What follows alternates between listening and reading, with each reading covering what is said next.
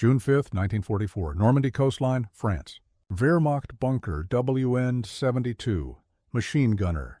Heinrich Severloh peers through his bunker's firing slit at empty beaches below, his MG-42 loaded but silent. For months, German soldiers like Severloh have endured endless false alarms, convinced the real invasion will strike at Pas-de-Calais. Tonight feels different. Radio chatter crackles with nervous energy. Something massive approaches from across the English Channel. At dawn, the horizon erupts with 5,000 Allied ships, the largest armada in human history. What Severloh and his comrades witness defies comprehension, an industrial democracy unleashing its full productive might against fortress Europe. American factories have been working around the clock, turning out weapons, vehicles, and ammunition at rates that dwarf Germany's entire war production. But how does it feel to face such overwhelming odds? What goes through a soldier's mind when outgunned 1,000 to 1? Can courage overcome industrial supremacy? Before we get into the story, comment below where in the world you are watching from today. The wind carries salt spray across the Norman cliffs as Heinrich Severloh adjusts his field gray uniform against the pre-dawn chill. His hands rest on the cold metal of his Maschinengewehr 42, its barrel pointed toward dark waters that stretch endlessly toward England. The machine gun's bipod legs dig into the concrete of bunker WN-72, where he has spent countless nights watching empty horizons. Around him, fellow soldiers of the 352nd Infantry Division shift restlessly in their positions. Private Klaus Herrig mutters under his breath about ammunition rationing, while Corporal Ernst Hoffmann checks his rifle for the 100th time tonight. Their voices carry the weariness of men who have drilled for an invasion that never comes.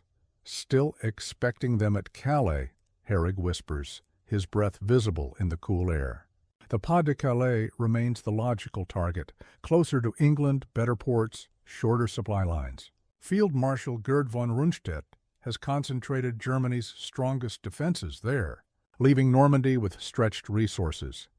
The 352nd Infantry Division covers 53 kilometers of coastline, with only 12,000 men present for duty. Ammunition supplies run low. Each belt for Severloh's MG-42 must be carefully conserved. Artillery shells sit rationed in bunkers, waiting for orders that may never come. Severloh's bunker overlooks what the Americans call Omaha Beach. Below, anti-tank obstacles called Rommel's asparagus jut from the sand like broken teeth. Behind him, the village of Vierville-sur-Mer sleeps peacefully, its residents unaware that their quiet coastal home will soon become the center of the world's attention. The machine gunner checks his watch. 0200 hours. His shift ends at dawn, when fresh eyes will take over the endless vigil. The MG-42 beside him weighs 25 kilograms and fires 1,200 rounds per minute when properly fed. German engineering has created perhaps the finest machine gun in the world, but tonight it guards against phantoms. From the horizon comes not silence, but a low vibration, as if the sea itself has begun to breathe. 3,000 miles away, inside the Willow Run manufacturing plant in Ypsilanti, Michigan, the night shift pounds rivets into aluminum skin. The factory floor stretches longer than a kilometer, filled with the constant thunder of pneumatic hammers and the sharp smell of hot metal and cutting oil. Mary Patterson guides her rivet gun along the fuselage of a consolidated B-24 Liberator bomber, each metal fastener another step toward completing aircraft number 8,685 from this single factory. Sparks shower around her as she works, the orange light reflecting off safety goggles that protect eyes strained from 12-hour shifts. The assembly line moves with mechanical precision. Every 63 minutes, another 4-engine bomber rolls off the production line, its aluminum skin gleaming under harsh industrial lighting. By war's end, Willow Run will produce over 8,000 B-24s, more heavy bombers than Germany will manufacture of all aircraft types combined. Patterson pauses to wipe sweat from her forehead, leaving a streak of oil across her skin. Around her, hundreds of women work with the same determined rhythm. They understand that each bomber they complete will carry 10 men across the Atlantic Ocean, to strike at the heart of Nazi-occupied Europe. The aircraft they build today may provide air support for soldiers storming distant beaches they will never see. The Pratt & Whitney R-1830. Engines mounted on each B-24 represent months of precision manufacturing. Each engine contains over 7,000 individual parts, machined to tolerances measured in thousandths of inches. American industry has learned to mass-produce complexity itself. Outside, freight trains arrive every few hours carrying raw aluminum from Alcoa plants, steel from Pittsburgh mills, and rubber from factories across the Midwest. The conveyor belt of American production feeds this single factory with materials that would supply Germany's entire aircraft industry for months. Patterson's supervisor walks past, checking quality control sheets. Production quotas demand perfection at impossible speed. The women of Willow Run have proven that American democracy can outproduce any totalitarian regime through sheer industrial determination. Each rivet, each bomber, carried across the ocean would help decide the fate of men crouching in wet bunkers they would never meet. Cigarette smoke curls through the underground command bunker of the German 7th Army at St. Lo, where Major General Max Pemsel studies reconnaissance reports under dim electric light. Maps cover every surface, marked with colored pins representing units whose actual strength remains questionable. Pemsel's weathered hands trace defensive positions along the Norman coast while reports pile up on his desk. The papers tell a story of shortages, ammunition rationed, fuel restricted, replacement troops delayed. The Wehrmacht's finest divisions fight on the Eastern Front, leaving France defended by men too young, too old, or too foreign to be considered Germany's elite. A radio operator hunches over his equipment, tuning through frequencies that crackle with static and distant voices. Communications between command levels suffer from equipment shortages and Allied jamming efforts. Orders take hours to reach frontline units, and responses arrive even later. Field Marshal Erwin Rommel has spent months strengthening coastal defenses, but his vision of stopping invaders at the waterline conflicts with Rundstedt's preference for mobile reserves. The two strategies cancel each other out, leaving German forces prepared for neither immediate coastal defense nor rapid counterattack. At Berghof, Adolf Hitler sleeps while his generals await permission to move panzer divisions. The Führer's personal authority over reserve units means no significant counterattack can begin without his direct approval. These delays will prove costly when minutes matter more than strategy. Intelligence reports from across the Channel remain contradictory. German agents report massive preparations in southeastern England, supporting the deception that Allied forces will strike at Pas-de-Calais. Normandy appears secondary, a possible diversion from the main assault. Pemsel lights another cigarette and returns to his maps. The German 7th Army maintains only 1,700 operational aircraft in France, while intelligence estimates suggest Allied air forces number over 12,000. Such numerical disadvantages make any defensive movement dangerous in daylight. Hours. The command bunker's concrete walls provide protection from bombing raids but cannot shield against the isolation felt by officers, who know their resources pale beside Allied preparations. Even before the first landing craft touched shore, the chain of command was already broken. Midnight thunder rolls across Norman villages as C-47 transport aircraft fill the sky above Sainte-Mère-Église. The drone of 1,200 aircraft engines grows from distant rumble to overwhelming roar, shaking windows and waking civilians who peer fearfully from darkened homes.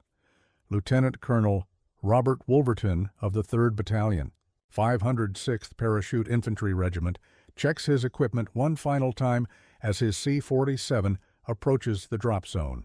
The aircraft lurches through anti-aircraft fire, red tracers streaking past the open door where paratroopers prepare to jump into darkness. Below, German radar operators struggle to comprehend the scale of the airborne assault.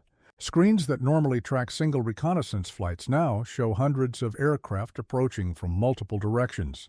The Luftwaffe lacks sufficient night fighters to intercept such numbers.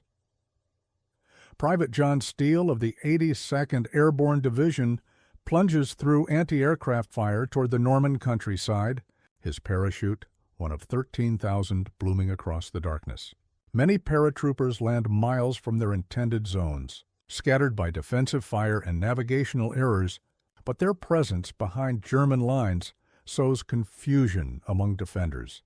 French resistance fighter Henri-Paul Rousseau watches from his farmhouse window as parachutes drift past like falling stars. For 4 years, his village has lived under German occupation. The sight of Allied soldiers dropping from the sky brings tears to eyes that have seen too much suffering. German sentries fire randomly into the darkness, unsure whether shadows represent enemy soldiers or nervous imagination. Communication lines cut by saboteurs prevent accurate reports from reaching command posts. The 302nd Infantry Division finds itself fighting blind against an enemy that seems to appear everywhere simultaneously.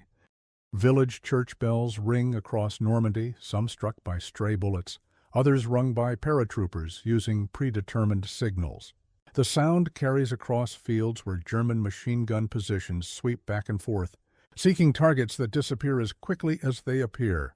By dawn, the land itself seemed to groan under the weight of machines. Dawn reveals a horizon black with ships that stretch beyond the curve of the earth. Heinrich Severloh stares through his bunker's observation slit at 5,000 vessels arranged in formations that defy comprehension. Battleships, cruisers, destroyers, and countless smaller craft bob on swells that catch the early morning light. The naval bombardment begins at right 50 hours, with a sound like the world splitting apart. Shells weighing as much as automobiles arc overhead, their passage creating wind that bends the grass around German positions. USS Texas fires 14-inch projectiles that crater the earth with explosive force measured in tons of TNT.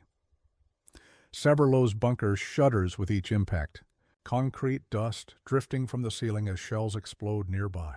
His MG-42 remains trained on empty beach approaches, waiting for targets that have not yet appeared. The machine gun's ammunition belts lie carefully arranged, each round representing precious resources in a war economy stretched beyond limits. The American Naval Task Force fires 13,000 shells in the pre-invasion bombardment, more ordnance than many entire campaigns have consumed. German artillery attempts to respond, but finds itself overwhelmed by counter-battery, fire that destroys gun positions. Faster than they can be manned, smoke from burning. Fuel dumps and ammunition storage sites drifts across the Norman landscape. German communications equipment, already unreliable, suffers further damage from shell fragments and electromagnetic interference. Units lose contact with higher command as radio antennas topple and telephone lines sever. 23,000 Allied airborne troops have already landed inland, cutting roads and capturing bridges that might have facilitated German counterattacks. The coordination between air, sea, and land forces demonstrates a level of planning that German staff officers have never witnessed. Severloh checks his watch. 6:30 hours. Through the smoke and dust, he begins to see the dark shapes of landing craft approaching the surf line. His finger finds the MG-42's trigger as hundreds of Higgins boats emerge from the pre-dawn darkness. For every German bullet, 1,000 pounds of steel seem to fall from the sea. Salt spray stings the faces of men packed into landing craft.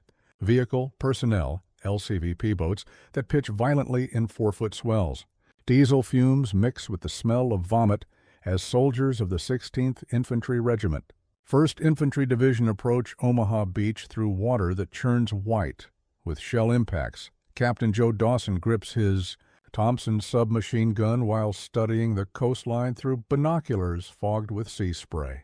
The beach ahead appears deceptively peaceful, its sand marked only by obstacles and wire barriers. Behind the dunes, muzzle flashes begin to twinkle like deadly stars. The Higgins boat's bow ramp drops at 6:45 hours, and machine gun fire immediately rakes the crowded interior. Men who have survived campaigns in North Africa and Sicily fall before taking a single step on Norman sand. The 36-foot landing craft becomes a steel coffin as bullets penetrate its thin armor. Dawson plunges into chest-deep water that runs red with blood. Around him, soldiers weighted down with 60-pound equipment, loads struggle to reach shore, while MG-42 fire cuts through their ranks at 1,200 rounds per minute. The carefully planned assault dissolves into desperate survival. Private Harold Baumgarten crawls through surf that washes crimson around German obstacles, topped with Teller mines. Bangalore torpedoes explode nearby, their blast waves stunning men already disoriented by the chaos of amphibious assault. Artillery shells burst overhead, showering the beach with hot metal fragments.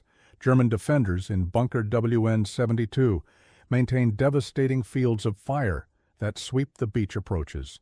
Heinrich Severloh feeds belt after belt into his MG-42, the barrel glowing red-hot as American casualties mount. Each German position must be eliminated by direct assault across open ground. Tank landing ships beach themselves to discharge Sherman tanks that immediately draw anti-tank fire. Armor provides crucial support for infantry pinned down by defensive fire, but movement remains deadly slow across sand churned by explosions and littered with equipment. The beach turned red, yet the tide kept coming in. Heinrich Severloh's MG-42 barrel glows cherry red as he feeds the 400th ammunition belt through the weapon's receiver. The machine gun that has dominated Omaha Beach for 3 hours now shows signs of dangerous overheating. Smoke rises from the barrel jacket, while the bolt mechanism begins to jam from accumulated fouling and extreme temperatures. Around Severloh's bunker, ammunition stores dwindle to critical levels. German logistics, strained by Allied bombing of supply lines, cannot deliver sufficient rounds to sustain the rate of fire demanded by the invasion. Each belt represents materials that traveled hundreds of kilometers through damaged transportation networks. The concrete bunker shudders under direct hits from tank guns and naval artillery. Dust drifts from ceiling cracks opened by repeated impacts. The observation slits that provided excellent fields of fire now funnel smoke and debris into the fighting compartment, making accurate shooting increasingly difficult. American forces press inland despite horrific casualties. For every German killed or wounded, 10 Americans fall, yet the attackers continue advancing through sheer numerical superiority. The 1st Infantry Division alone lands over 3,000 men on Omaha Beach, replacing losses faster than defenders can inflict them. Telling and preparing this story took us a lot of time, so if you are enjoying it, subscribe to our channel. It means a lot to us. Now back to the story. Radio communications with higher command have been severed for 2 hours. Severloh's unit fights in isolation, unaware that similar battles rage along 60 kilometers of Norman coastline. The 352nd Infantry Division's stretched defenses crack under pressure they were never designed to withstand. Allied aircraft strafe German positions that reveal themselves by firing. The Luftwaffe's promised air support never materializes, leaving defenders exposed to fighter bombers that attack with impunity. Every movement in daylight draws immediate airstrikes. Severloh's ammunition finally runs dry as Allied soldiers reach the base of his bunker. The MG-42 falls silent after firing over 12,000 rounds, its barrel twisted from heat stress. Through the gun smoke, he watches endless streams of men and equipment flowing ashore. No matter how fast he fed the belt, the tide rose higher. Assembly lines roll through the night shift at the Ford River Rouge complex in Dearborn, Michigan, where automotive production has converted entirely to military vehicles. The factory floor thunders with the sound of stamping presses forming tank hulls from steel.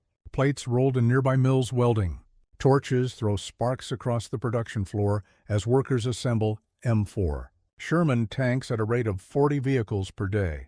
Each tank contains over 50,000 individual parts, from the Ford GAA V8 engine to the final drive assemblies that will carry 28 tons of armor across European battlefields. The contrast between American and German production capabilities grows more apparent with each passing month. While German factories disperse underground to avoid bombing, American plants expand production in broad daylight.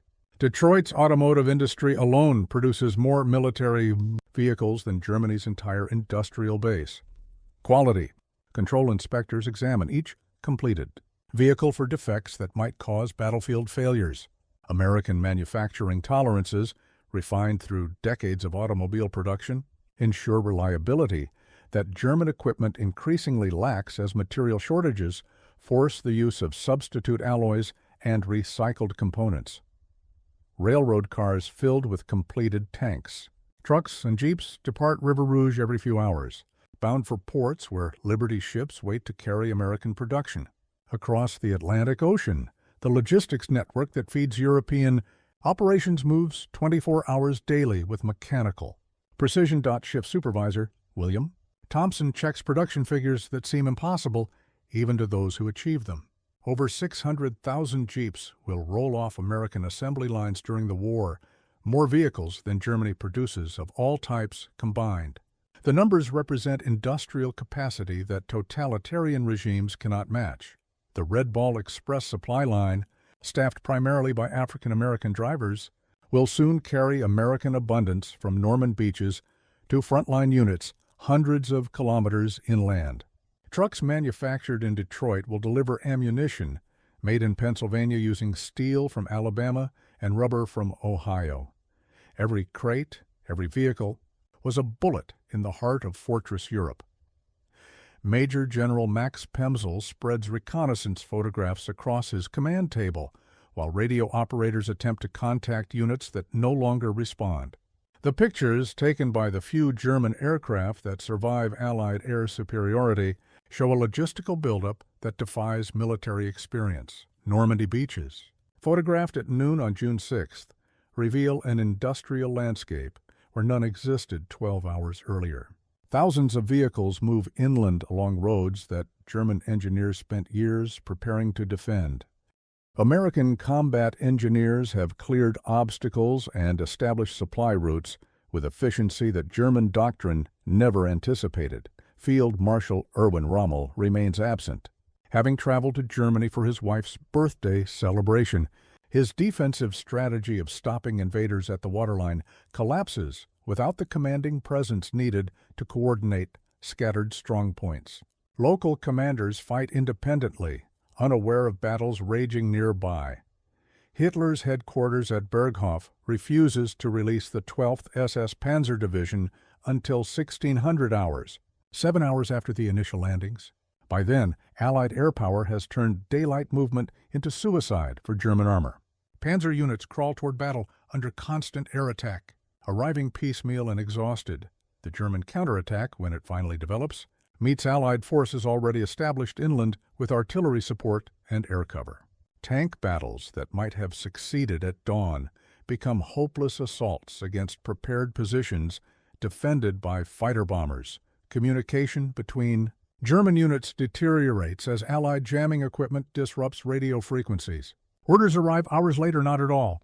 The rigid command structure that served Germany well in earlier campaigns proves inadequate against enemies who adapt faster than defensive plans can change. By midday, Allied aircraft have flown 14,000 sorties over Normandy, while the Luftwaffe manages fewer than 300. German armor losses exceed 70% before units reach combat zones. The battle's outcome becomes clear to staff officers who study reports of overwhelming Allied material superiority. The war's outcome was decided not by courage, but by fuel, steel, and sky. Endless convoys of 2.5-ton trucks rumble onto Omaha Beach through gaps blasted in German obstacles by engineer units working under fire.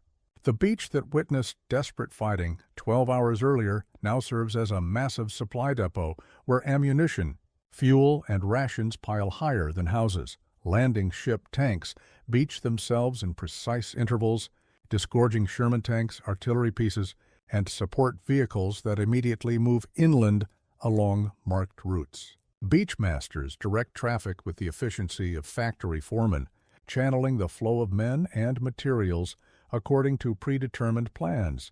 German prisoners, marched past mountains of American equipment, stare in amazement at supplies that exceed their army's total inventory.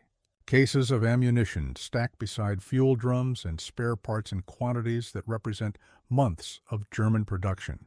The scale of Allied logistics becomes clear to soldiers who have fought with rationed supplies for years. Within 20 days of the initial landing, 850,000 Allied soldiers will establish themselves in Normandy alongside 150,000 vehicles. German reinforcements traveling by night to avoid air attacks number only 60,000 men with limited armor support. French civilians emerge from cellars to witness the transformation of their countryside into a military staging area. Villages that sheltered German. Garrisons for 4 years now house American. Command posts connected by telephone. Lines strung between buildings that still show battle. Damaged medical stations treat wounded from both sides with supplies that German Army doctors have not seen since 1942. American field hospitals carry more morphine and plasma than entire German medical corps possess. Even defeat comes easier when medical care meets American standards. The Mulberry artificial harbors, towed across the English Channel in sections, provide port facilities where none existed before. These floating piers handle cargo tonnage that exceeds Germany's remaining Atlantic ports combined. Engineering on such scales demonstrates industrial capabilities that totalitarian planning cannot match. The beaches themselves became factories of war. Field hospitals, established in Norman farmhouses, overflow with wounded soldiers, whose blood mingles without regard for nationality. American medics treat German prisoners with the same plasma and morphine used for their own casualties, a luxury that speaks to industrial abundance rather than mercy alone. Captain John Bradley moves between stretchers arranged in rows across a pasture turned into an open-air medical station. The smell of antiseptic battles against the odor of cordite and death that hangs over battlefield aid stations. Morphine syrettes, manufactured in quantities that German medical services cannot imagine, ease suffering for men who will never see their homes again.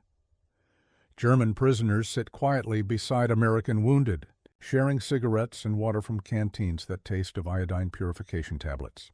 Language barriers dissolve in shared recognition of mortality. Young men from farms in Iowa and villages in Bavaria discover their essential humanity while waiting for medical attention. French civilians venture from damaged homes to offer wine and bread to soldiers of all nationalities. Madame Claire Dubois, whose farmhouse serves as an aid station, watches American doctors save German lives with equipment that France has not seen since before the war.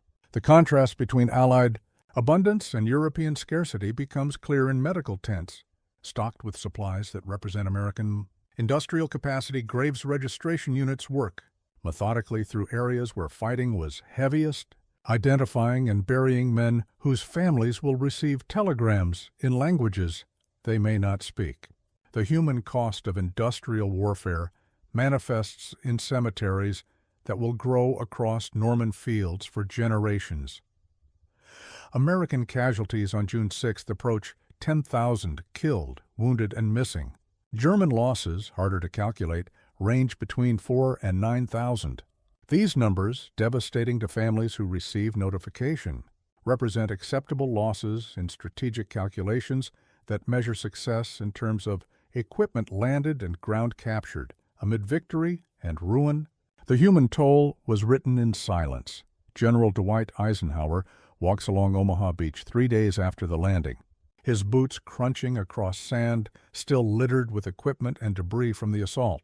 Destroyed landing craft rest at odd angles where high tide deposited them, their ramps twisted by explosions that killed the men they carried. The Supreme Allied Commander surveys wreckage that tells the story of industrial democracy's triumph over totalitarian military tradition. Broken German obstacles emerge from receding tide pools, their steel twisted by explosives manufactured in American plants that never knew shortages or bombing raids. Behind Eisenhower, the greatest logistical buildup in military history continues around the clock. Liberty ships anchor offshore while smaller craft ferry supplies to beaches where German artillery positions have become American supply dumps. The transformation from battlefield to supply base demonstrates planning that spans continents and industries. German prisoners, interviewed by intelligence officers, express amazement at American material abundance. Wehrmacht veterans who fought on multiple fronts describe supply shortages that worsened throughout the war, contrasting sharply with Allied equipment that appears limitless to soldiers accustomed to rationing. Everything from ammunition to food. The strategic implications of D-Day extend beyond Normandy's beaches to factories in Detroit, shipyards in California, and training bases across America. Democratic societies, when fully mobilized, outproduce authoritarian regimes that rely on coercion rather than voluntary cooperation from their populations. American industry produced 297,000 aircraft during World War II, compared to Germany's 119,000. Tank production reached 86,000 American vehicles against Germany's 67,000. Perhaps most significantly, American factories delivered 2.4 million trucks while Germany managed only 200,000. These statistics, overwhelming in isolation, become even more impressive when considering that American production accelerated while German output declined under bombing pressure and resource shortages. Democracy's productive advantage proved decisive in campaigns fought with material rather than morale. From blood and steel, democracy rebuilt the world it had saved. The guns of Normandy did not fall silent all at once. They faded in fragments, machine guns that choked on empty belts, artillery pieces smashed into silence by counter-battery fire, and mortars abandoned when their crews were killed or captured. The soundscape of June 6, 1944 shifted over hours from thunder to groans, from chaos to the low mechanical hum of bulldozers, cranes, and trucks. The battlefield was not quiet. It simply changed voices. For the German defenders, the end came not as a sudden collapse, but as a gradual recognition that survival no longer depended on courage or skill, but on surrender. Heinrich Severloh, the machine gunner of WN-72, lived to see the Americans climb the bluffs his weapon had defended so fiercely. When his last belts ran dry, when his barrel warped with heat and smoke burned his eyes, he understood the truth. No amount of individual ferocity could stem a tide sustained by factories half a world away. He would spend the rest of his life haunted by the knowledge that he had fired thousands of rounds into waves of men who kept coming, not because they were braver, but because their nation could replace what his could not. For the Wehrmacht, Normandy marked the beginning of a retreat that would never end. The 352nd Infantry Division, stretched thin across too many kilometers, ceased to exist as an effective fighting force within weeks. Survivors fell back towards St. Lo, then farther south. All was pursued, all was harassed by aircraft that owned the skies. Soldiers who had once marched proudly in victory now moved by night, hiding by day, avoiding contact with an enemy that seemed to multiply with every sunrise. The German command structure, once celebrated for its efficiency, fractured under the weight of industrial disparity. Orders from Berlin arrived late, or not at all. Panzer divisions, the armored fist of Blitzkrieg, sputtered forward on empty fuel tanks and dwindling ammunition stocks. Even when tanks reached battle, they found themselves swarmed not only by Sherman after Sherman, but by aircraft that circled like predators. The Luftwaffe, once the terror of Europe, had become nearly irrelevant. For ordinary soldiers, the psychological effect was devastating. They did not merely fight the Allies, they fought inevitability. Each clash felt like an echo of battles already lost in planning rooms and assembly lines. Courage still mattered. Men still stood their ground, still died for comrades, still displayed loyalty and honor. But such virtues no longer carried strategic meaning. Bravery had become personal, not decisive. On the American side, victory carried a human cost so steep that celebrations were muted even in success. On Omaha Beach alone, nearly 10,000 men fell killed, wounded, or missing. Graves registration units marked the sand with temporary wooden crosses, each name carefully recorded for families who would one day receive a telegram. The scale of loss staggered communities across the United States. Every town seemed to know a boy who had vanished into the surf of Normandy. Yet amid grief, the invasion carried a sense of inevitability opposite to the despair of the Germans. American soldiers, even when battered, believed in eventual success because they saw the constant arrival of reinforcements. Each day brought more tanks, more trucks, more aircraft, more supplies. Each landing craft disgorged fresh men whose equipment gleamed new, whose uniforms were unstained. To the weary survivors of the first waves, replacements seemed endless. Like a factory conveyor belt stretching across the Atlantic, French civilians, who emerged hesitantly from cellars, saw the transformation with astonishment. Villages that had endured years of occupation suddenly filled with Americans distributing chocolate, cigarettes, and chewing gum. Children followed GIs like shadows, marveling at abundance that contrasted so sharply with the scarcity of wartime France. Yet liberation carried its own sorrows, homes shattered by bombing, fields scarred by shell craters, loved ones lost in crossfire. For Normandy, freedom arrived wrapped in ruins. The deeper truth of D-Day, recognized even in the hours after its success, was that it represented not just a military triumph, but an industrial verdict. Factories in Michigan, Pennsylvania, and California had spoken as loudly as the generals on the beaches. Willow Run's bombers, River Rouge's tanks, Pittsburgh's steel, all converged on Normandy in a storm of metal that no battlefield heroism could withstand. The comparison was brutal.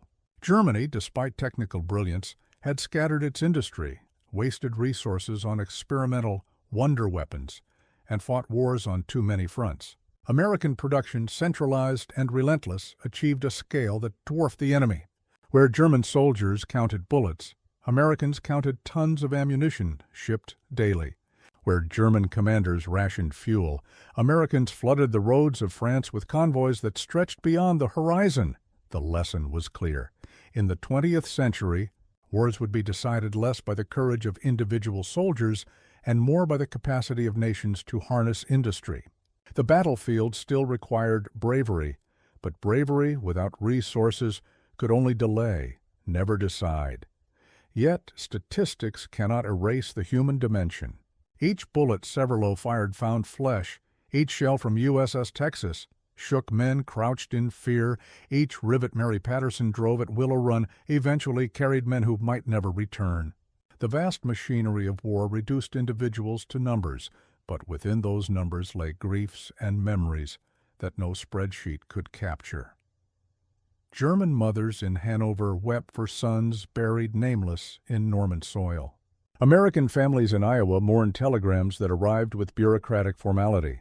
French farmers stood over barns destroyed by shells fired in their liberation. The war's industrial character multiplied suffering. It did not erase its intimacy. In field hospitals, the human cost became undeniable. American medics used mass-produced morphine syrettes to ease the pain of enemies and friends alike. German prisoners discovered mercy from opponents who possessed resources enough to share.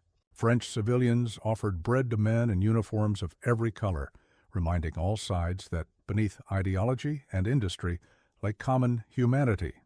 As the years passed, memory shaped itself differently on each side. In Germany, D-Day became a symbol of futility, a moment when soldiers fought bravely in a hopeless cause. Veterans spoke not of glory, but of exhaustion, hunger, and the crushing weight of Allied superiority. Many, like Severloh, lived haunted by the memory of Omaha Beach, where individual endurance met the iron wall of industrial war. In America, D-Day entered history as the triumph of democracy. Images of Eisenhower walking the beaches, of GIs sharing cigarettes with liberated children, of ships stretching to the horizon, all fed a national narrative of righteousness and inevitability. Factories that had once produced cars and refrigerators now stood as monuments to a society's ability to transform abundance into victory. For France, D-Day became both liberation and wound. Normandy carried scars of bombardment and blood for generations. Families rebuilt homes among fields still littered with helmets and unexploded ordnance. Gratitude for freedom coexisted with grief for the destruction that freedom required. Was courage meaningless against steel and sky? The question haunted survivors. Severloh himself would later insist that he had simply done his duty, that his MG-42 had fired because he fed it, that the horror of Omaha was less about bravery and more about inevitability.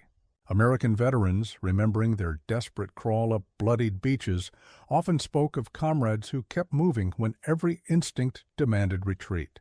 Courage had mattered, they argued, not because it won the battle alone, but because it allowed them to endure until industry could deliver victory. Perhaps that is the truest legacy of D-Day. Courage and industry were not opposites but complements. Without courage, no man would have crossed Omaha's sand. Without industry, no army could have sustained itself long enough to matter. One without the other would have failed.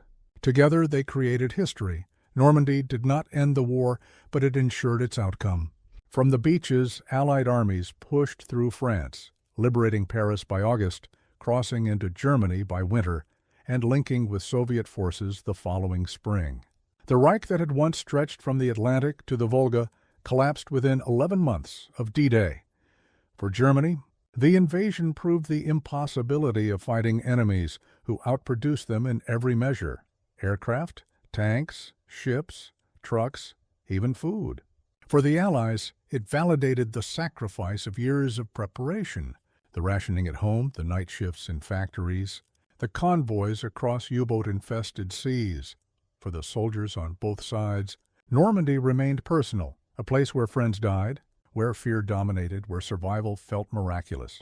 For historians, it became a pivot point, where the weight of industry and courage combined to decide the future of nations.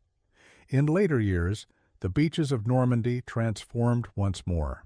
Bunkers that had spat fire became silent monuments, their concrete scarred but enduring. Fields once churned by tanks grew wheat again. Villages rebuilt, their streets lined with memorials and plaques. Tourists walked the sand where so many had fallen, trying to imagine chaos in a place now quiet. Heinrich Severloh returned decades later, meeting American veterans who had once been his enemies. They shook hands, shared stories, and mourned the same day from opposite sides. The passage of time had not erased memory but softened it, reminding all that war, however industrial, remained profoundly human. At Willow Run, the factory floor fell silent after the war, its bombers no longer needed. Yet the rivets Mary Patterson had driven endured in history as surely as any shot fired in anger. The women and men who had labored in factories understood, in retrospect, that they had stood alongside soldiers on the beaches. Their tools had been hammers and welding torches, but their impact had been measured in victory. And so the story of D-Day closes not with a single man, nor a single shot, but with the recognition that history itself had shifted. The 20th century would belong not to empires built on conquest, but to nations that could mobilize industry, harness democracy, and sustain courage long enough to outlast fear. From the ruins of Europe, new orders would rise. But the beaches of Normandy, where steel and blood mingled with salt and sand, would forever remind the world that war is not only fought in trenches or bunkers. It is fought in factories, in farms, in the hearts of ordinary people whose labor, endurance, and courage create outcomes greater than themselves. The tide of Normandy was not just water, it was history itself, sweeping away a world of dictatorship and scarcity, leaving behind a future rebuilt on the promise of freedom. If you enjoyed the story, I handpicked this next story that you will enjoy. Please don't miss this one. Click here to watch it.